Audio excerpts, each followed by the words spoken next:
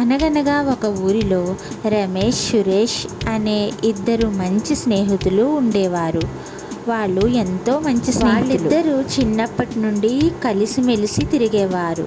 వాళ్ళిద్దరికీ ఒకరంటే ఒకరు చాలా ఇష్టం.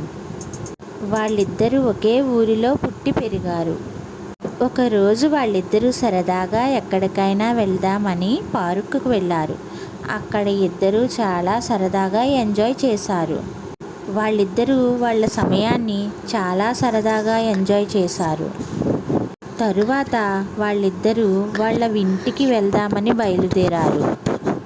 వారిద్దరూ ఒక దారిలో నుంచి వాళ్ళ ఇంటికి బయలుదేరుతుండగా అనుకోకుండా వాళ్ళకి ఎదురైన ఒక సమస్య వచ్చి పడింది.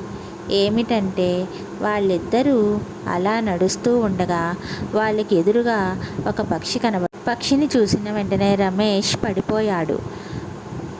తరువాత సురేష్ పక్షిని చూడగానే అక్కడి నుంచి వెళ్ళిపోయాడు. పక్షి రమేష్ దగ్గరికి వచ్చి ముఖం దగ్గర ముఖం పెట్టి చూసి వెళ్ళిపోయింది. సురేష్ రమేష్ దగ్గరికి వచ్చి పక్షిని దగ్గరకు వచ్చి ఏం చేసిందిరా అని అడిగాడు వెటకారంగా. అప్పుడు రమేష్ మంచి స్నేహితులు ఎవరు కూడా ఆపదలో ఉంటే వదిలి వెళ్ళిపోరు అని చెప్పింది అని వెటకారంగా చెప్పాడు. ఆ తరువాత అలా సరదాగా ఇంటికి చేరుకున్నారు ఇద్దరు.